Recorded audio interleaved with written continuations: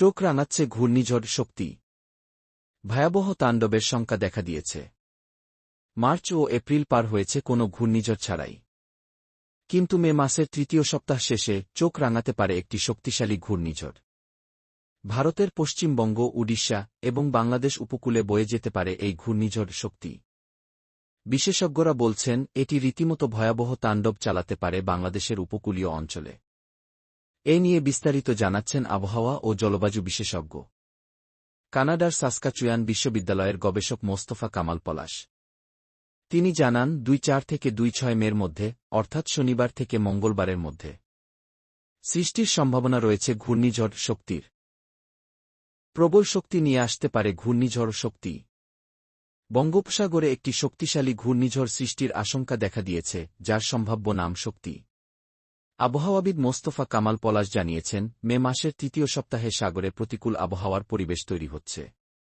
এতে ২-৩ থেকে ২-৮ মের মধ্যে একটি ঘূর্ণিঝড় তৈরি হতে পারে, যা ২-৪ থেকে ২-৬ মের মধ্যে স্থলভাগে আঘাত হানতে পারে। ঘূর্ণিঝড় শক্তির সম্ভাব্য আঘাতের এলাকা ভারতের ওড়িশা উপকূল থেকে বাংলাদেশের চট্টগ্রাম পর্যন্ত বিস্তৃত।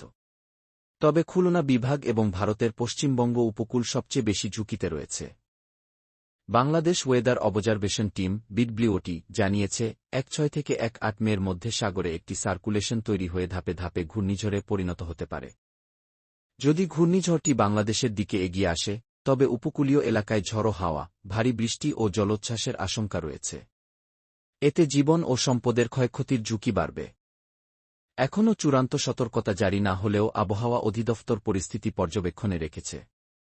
উপকূলীয় মানুষদের সতর্ক থাকার পরামর্শ দেওয়া হয়েছে, বিশেষ করে মাছ ধরার নৌকা ও ট্রলারগুলোকে নিরাপদ স্থানে রাখার নির্দেশ দেওয়া হয়েছে। সবাইকে আবহাওয়ার নিয়মিত আপডেট অনুসরণ করার এবং প্রয়োজনে আশ্রয়কেন্দ্রে যাওয়ার জন্য প্রস্তুত থাকার আহ্বান জানানো হয়েছে। চোখ রাঙাচ্ছে ঘূর্ণিঝড় শক্তি। ভয়াবহ তাণ্ডবের শঙ্কা দেখা দিয়েছে। মার্চ ও এপ্রিল পার হয়েছে কোনো ঘূর্ণিঝড় ছাড়াই। কিন্তু মে মাসের তৃতীয় সপ্তাহ শেষে চোখ রাঙাতে পারে একটি শক্তিশালী ঘূর্ণিঝড়। ভারতের পশ্চিমবঙ্গ, উড়িষ্যা এবং বাংলাদেশ উপকূলে বয়ে যেতে পারে এই ঘূর্ণিঝড় শক্তি। বিশেষজ্ঞরা বলছেন এটি রীতিমতো ভয়াবহ তাণ্ডব চালাতে পারে বাংলাদেশের উপকূলীয় অঞ্চলে।